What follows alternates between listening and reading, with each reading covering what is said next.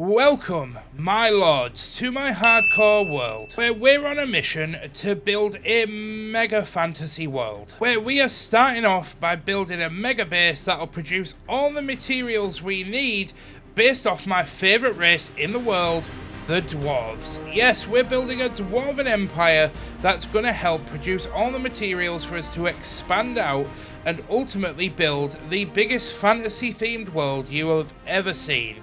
But without further ado, let's jump into the video.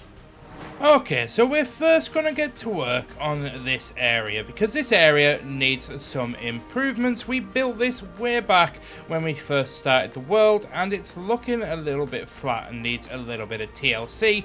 So we're going to go ahead and grab some materials. Now we've already got some, but we're going to need to go and grab some leaf blocks from some oak trees. Grab some dirt block, then head back to the base. Then what we're going to do is we're going to go around the edge of the cliff, digging up all of the dirt, because we actually want to go ahead and make it look as if the dirt and the moss is kind of hanging over the edge of this cliff. So in order to do that, we need to dig it back a few blocks.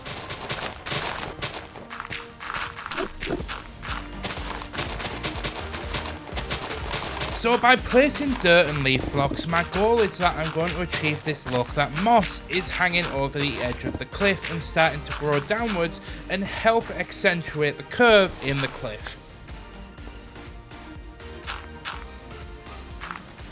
And let's just run over here just to quickly see what it looks like, because we don't have an elytra yet, which I am working on, by the way.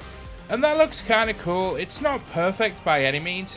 However, one thing about the fabulously optimized mod pack is there's actually a texture which I'll enable in 3, 2, 1. And if I turn the camera around, you'll see that the grass texture now has grass on the sides, which does actually make it look a lot better. And now we're back over here. We're going to go ahead and get rid of this line of dirt that we used to grow sugarcane on when we first started the world.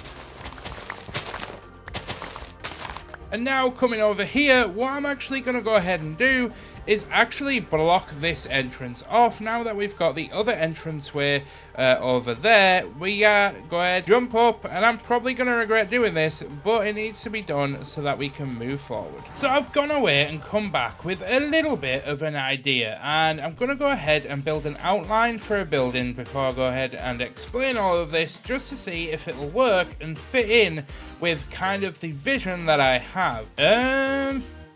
Yeah, this might have been a little bit too big. We may need to make this a little bit smaller. Right, let's try that again. There we are. We now have an outline which kind of works, and it is a little bit on the big side. However, we need to start scaling up some of these buildings to make this place just look a lot more populated. Now, we're actually going to go ahead and get to work designing this, because this is supposed to be an area. And before we go ahead and time-lapse this, let me just quickly explain what this area is supposed to be. See, we've had cows and sheep here for so long, but if we're going to start thinking about this base working for us in the long run and producing us materials, we need to start thinking about creating passive things that we can do to gain the resources that we need, such as using grey and dark grey wool in order to add a little bit of texture and colour variance to stone in our Dwarven Empire. So we're going to go ahead and get to work by building a octagon-shaped building again, which is going to house an automatic sheep farm and hopefully an automatic cow farm. So let's get to work, shall we? So in getting to work on this building, my entire goal was to make it look as if the dwarves had just found a pillar that was naturally formed in the world and carved into it and carved brick into it and tried to make it just look really cool and really sort of aesthetic and magnificent. And I didn't want to put too much time into it, because this was only supposed to be a very quick build that ended up taking me way longer than I anticipated.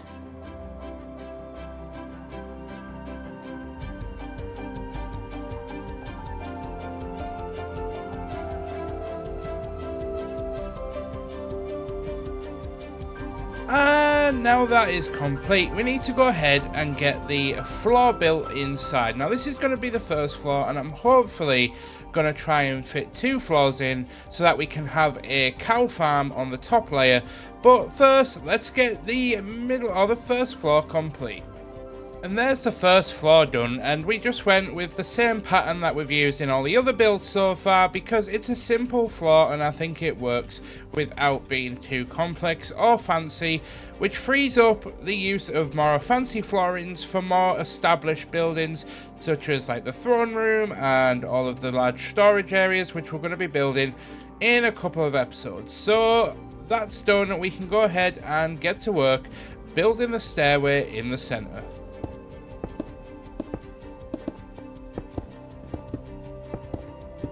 I actually took a very quick break because I realized that in order to get a sheep farm up and running that's going to shear them automatically, we're going to need grass so that the wool will regrow.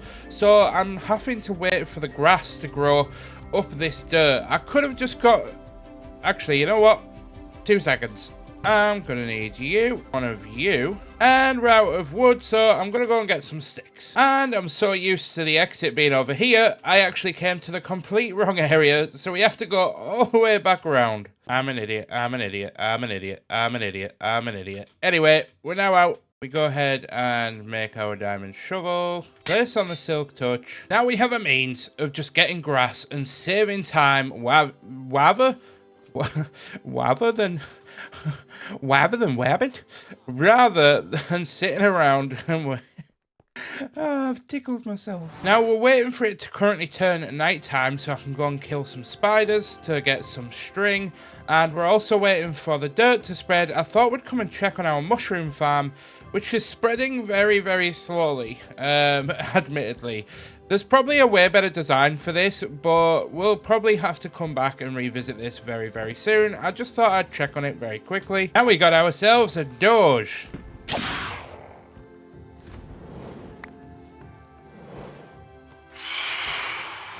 Not the wolf!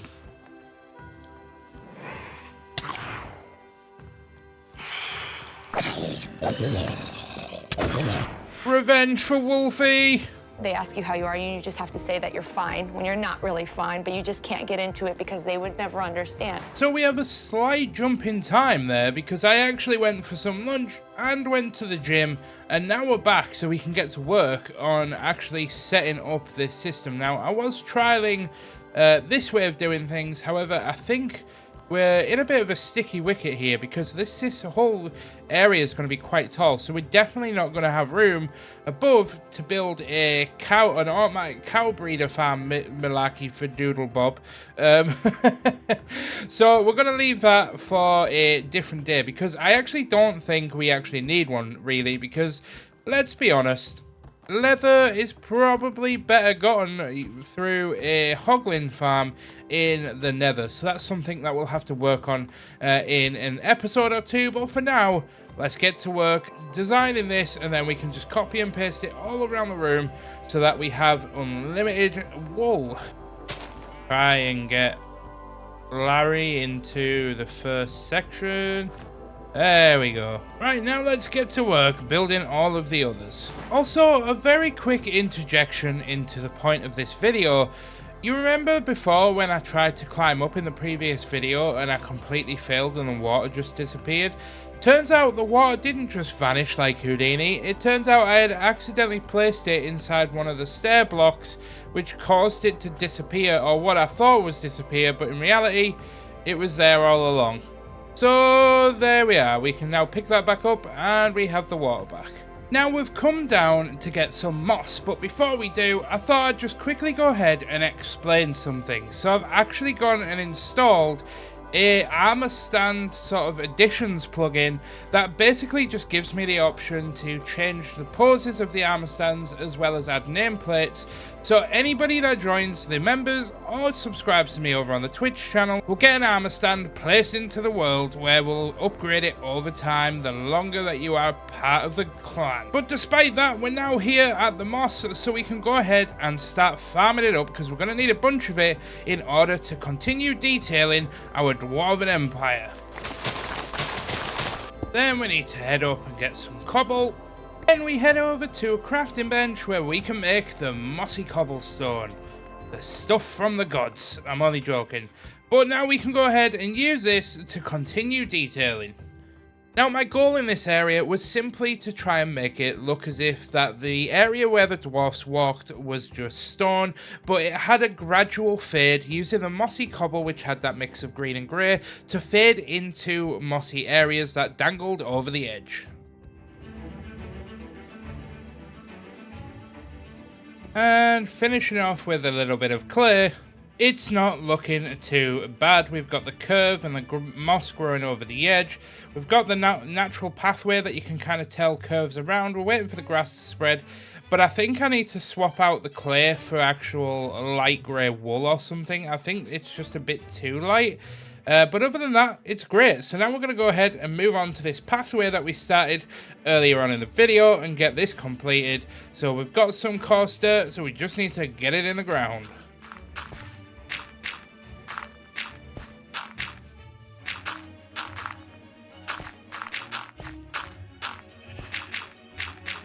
And as we head down to grab some materials for the next segment, I think we'll go ahead and swap this out for the grey, and the darker colour definitely looks a little bit better. I'm not quite sure it's still there, but it might look a little bit better, and the texture, in my opinion, is just that little bit better. So I think we'll leave one or two spots in over here.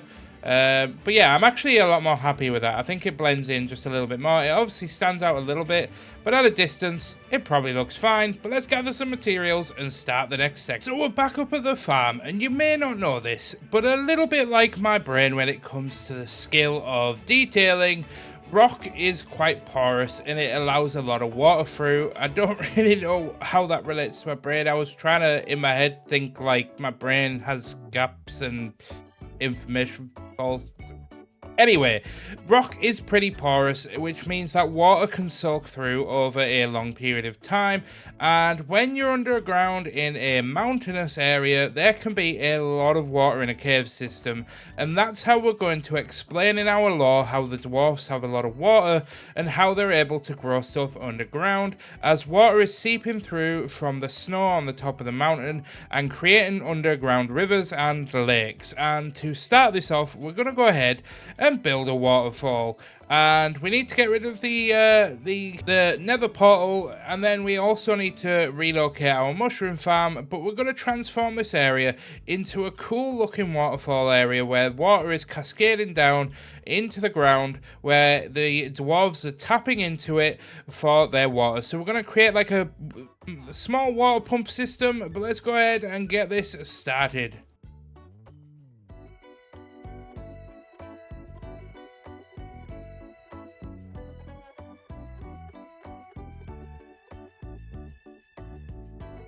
And we've kind of almost finished. We've still got a little bit of detailing to do in here, but what I've tried to do is I've tried to have a mix of grass and moss and the kind of leaf blocks, which are kind of like overgrown vines and things, just to kind of give it a bit of a rustic look, as if the dwarfs don't really sort of keep the area clean, they just let the nature kind of grow. Now, the only other thing I would like to do in the future is kind of build a water wheel or a cog that looks like it's turning some mechanisms, as I'd like to improve this farm and kind of make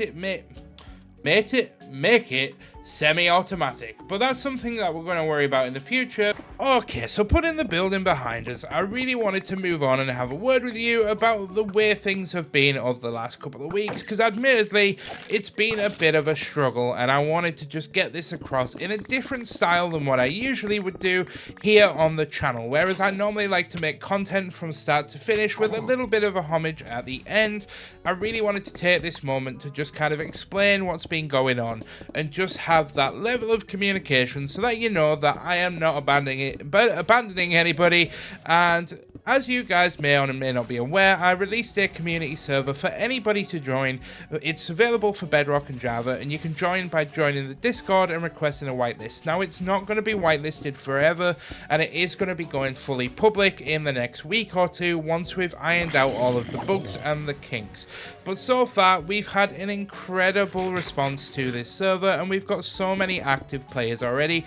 On screen right now is just some of the projects that some people have been working on, and this is completely in survival. It's a townie server, so the whole essence of the server is to try and promote people working together and building together and just building an awesome sense of community, and it's been an entirely wholesome experience.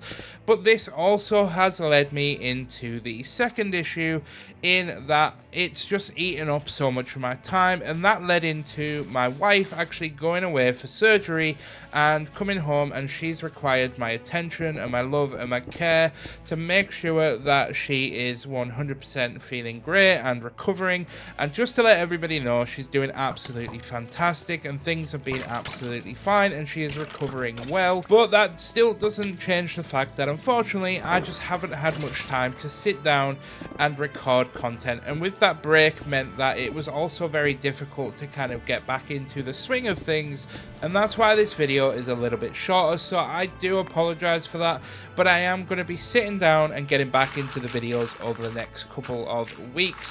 And I also want to try and achieve so much, as we are about to hit day 800 in the hardcore world, which means we've officially beat our previous season 1 day count, and this is the longest now that we've ever survived in a hardcore world without dying. So moving forward, I obviously want to try and get the Ender Dragon killed. I also want to get a few more things done before we hit that first 1,000 days. And it's going absolutely fantastic. Thank you so much for the support. So finally, I do apologize for the way things have been. As a creator, I take it very seriously, the role of creating videos. And I am putting every spare minute that I've got into entertaining you guys in the hopes of just putting a smile on your face, even if it's just for a split second. That means I've achieved my goal in just making somebody's day that little bit better. And I also just wanted to share my passion of Lord of the Rings and fantasy, and hopefully my journey of trying to become a better and more professional builder here on the YouTube space. So thank you so much for your support, but let's get back into the last bit of the video. So we're heading back down to the area where the armor stands are, because we've got a few more to add into the Hall of Fame. So we need to go ahead and expand this hall a little bit. Okay, so unfortunately the gym closes in like just over an hour, and I really need to get my workout done today, so I'm just going to go ahead and make as much as I can with the leather that we've got, because the cows are unfortunately not playing game and they're taking a while. But Damien has now been a member for a month, which means he gets the leather armor and it'll upgrade for every month beyond that. But we also need to go ahead and put the next name down, which then head over to the final one, and there we are. Now, I think Malik has also been a sub for over a month, so I will have to put leather on his as well, but that's where we're at the moment. I thought I just wanted to include that as a thank you and also wrap up this video. You guys have been absolutely awesome, and this community is becoming one of the most best and wholesome communities, and I am happy to create content for you guys because you guys make it worth it. So thank you for watching. I've been the Mike James, also known as It's Me, Mickey T, and don't forget to join the Discord and join the server for a heap load of fun. But I'll see you guys in the next video. Don't miss it because it's going to be a good one. See you next time.